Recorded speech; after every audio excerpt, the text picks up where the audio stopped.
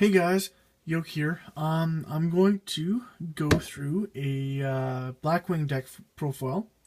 Um, this is probably one of my more preferred decks, mainly because it's a swarming ability. Yeah, so I might as well start. Anyways, going through the main deck, I run two copies of Blizzard the Far North. Three is a little too cloggy. Two, I think, is just right in my opinion. So yeah. Three, Bora the Spear. You have to run it. It's a must. You can special summon it when you've got another Blackwing on the field. And it makes it for easy synchro and Xyz summoning. And then I run two Gale the Whirlwind. Gale is needed for the deck, especially at 2. Just like Bora the Spear. Needed at 3. Gale is semi-limited to 2, and you definitely need the 2 in the deck. There's no ifs, ands, or buts about it. And then I run 2 copies of Kalut the Moonshadow. I'm kind of torn between having 2 and 3. I really think 2 is a good fit, but I'm kind of testing 3. I'm going to probably start testing 3. But yeah. I run 1 copy of Oriashi, or Oriashi, however it's pronounced, the Squall. Just for that extra synchro ability. It's a level 1 tuner. When you use it as synchro material, you can change the battle position of any monster on the field, I think it is. Yeah. And then I run 3 copies of Shura, the Blue Flame. It's another one of those musts. Kind of like Bora the Spear and Gale the Whirlwind. You just need to run 3 of it. No ifs, ands, or buts. I run 1 copy of Sirocco the Dawn. About 50%, anywhere between a quarter and 50% of the people that I've seen that run Blackwings want a copy of Sirocco the Dawn. It's a great opening card if you're going second. It's an awesome late game card when you're starting to run out of resources and your opponent has a monster on the field. You can just normal summon it and then try to synchro for your last ditch effort. I run 1 copy of Steam the Cloak. It's a nice card. You normal summon it, and then when you synchro with it or it gets destroyed by any means, you get to special summon a Steam token. And then when it's in the graveyard, once per duel, you can tribute a monster on your side of the field to special summon it, which is pretty good. I run Vayu. I'm thinking just a single copy of it. I'm thinking about not running it anymore, mainly because you can only synchro with it in the graveyard, and if you use it if you sync with it in the graveyard, you can only sync with a Blackwing for a Blackwing. What's nice is that I've tested this on Dev Pro, and it actually works on Dev Pro, so I'm assuming it works in actual life too. But if you attack someone with Shura the Blue Flame and you destroy their monster, you can special summon a Blackwing of, let's see here, 1500 or less attack from your deck with its effects negated. Now I usually choose I like to choose Vayu, because then when it's special summon, its effects are negated, and then you can sync for a level 5. I've been told you can't even, because it's a lingering effect. It doesn't actually activate, but Dev Pro, I've tried it on Dev Pro, and that combo works. And then I run a single copy of Zephyros the Elite. It's just nice. You can bounce a card back to your hand, special summon it from the graveyard, take 400 damage. You just kind of need it. And then I run one copy of Dark Armed Dragon. All the monsters are dark, and you usually have pretty good grave control as well. I run 2 copies of Kage to Kage for instant XYZ. If I got a level 4 and I can't special summon anything else, and it's just insta rank 4. I run 2 copies of Maxi. I really think Maxi is much better than Pot of Duality. This deck is all about special summoning, so I don't like Pot since it stops it from special summoning. But Maxi, I really like it because if you use it right at the right time, your opponent usually has 2 options. One of which, and they'll choose one of the 2. Either they continue special summoning and they give you a whole bunch of pluses, or they just do the one summon that you, or whatever it is that you chained Max C to, and then they won't special summon or anything for the rest of the turn. In my opinion, both are huge pluses in especially today's meta. And then I play triple Black Whirlwind.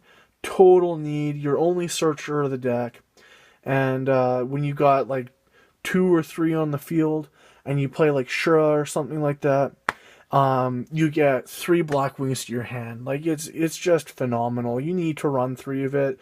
It's like if you're not running 3, you're not playing Blackwings. It's just like how it is. And then I play 1 Mind Control. Gives you a little bit of field control.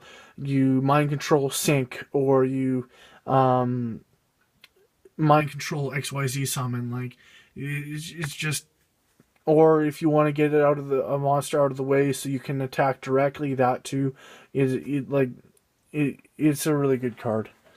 I run 2 copies of Mystical Space Typhoon. Really no explanation on that. It's just a back row control. I run 1 copy, Soul Charge. Plays for days, especially opening game. Like when you normal summon one of your monsters, do a couple special summons, do a few synchro summoning and stuff like that. Then you lay that down on the line, and then you got some more synchro summoning so that you can have 2 or 3 synchros and an XYZ or something like that. It's just a good card. And then moving on to the traps, I run 2 copies of Black Sonic. Great card, doesn't target, just straight up banishes when your opponent attacks a Blackwing. Run a single copy of Bottomless. It's a really good card, especially for the pendulum stuff now. When your opponent goes to and pendulum summons 4 monsters, you chain this, and every single monster that has 1500 attack or more is destroyed and then banished. So let's say if your opponent pendulum summons all 5 monsters, and they all got 1500 attack or more, they're all gone. They're all banished. You just crippled your opponent. It's really good in this format right now. Well, not overly good, but it's definitely decent. I run 1 copy of Delta Crow Anti-Reverse. I'm thinking about taking a card out to put in a second one because it's really good. Run 1 copy of Deprison. And then I run 1 copy of Fiendish. Kind of weird. Usually when you run these, you run 2. I just didn't have the room to fit it. I'm thinking about taking taking something out for a second one of either one. Run 2 copies, of Icarus Attack. Run a copy of Mirror Force. I'm thinking about taking Mirror Force out and putting a second Deprison in, or maybe taking the Mirror Force out and putting a second Fiendish in, maybe. I'm not sure. And then 1 copy of Torrential. It's pretty good in this format, I think. And then going on to the extra deck, I run one copy of Catastor and one copy of Armades. Both of them are really good in their own aspects. Armades stops effects from being activated and spells and traps being activated during the battle phase, during the attack, and then Catastor just destroys anything that isn't dark. Both of them are kind of needed in this deck. And then for my next card, I run a single copy of Beals. I've done first turn Beals multiple times, and most of the time they'll either have a way to get around it right away, or you crush them. Beals can be really difficult to get rid of. Yes, there's Deep Prison, Compulse, that kind of stuff that doesn't destroy, that just pops it, like banishes without destroying, or sends it back to the hand.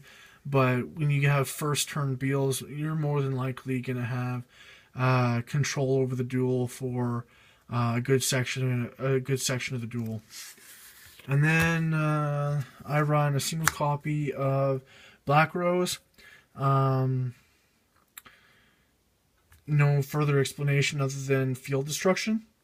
And then the main synchros of the deck, the main stuff that you'll go into. Double Armor Master and double Armed Wing. These are the... you don't need to run more than 2. And I would highly suggest not running less than 2 either of both of these cards. These are your main MVPs of the deck. This is the stuff that you'll be going into most often. This one is just to get rid of monsters. You don't get dealt battle damage with this card, and you can attack and it also doesn't get destroyed by battle. So what you do is you attack a monster, and then with the attack of the monster, high-powered opponent's monster, you put a wedge counter on it, and you don't take any battle damage. And then your following turn, you remove the wedge counter, your opponent's attack will drop down to 0, and then you take him and attack through the monster you just removed the wedge counter from. And then Armed Wing, this is a good card. It's 2300 beater, and then its effect is that when you attack an opponent's card, if it's in defense position, it'll gain 500 attack, and it does a piercing battle damage. So this is to get over all your opponent's defenses. This is to get over your opponent's offense. This isn't destroyed by battle, but it is destroyed by card effects. It'd be nice if it wasn't destroyed by card effects either, but then if that was the case, I think it'd be a little too OP.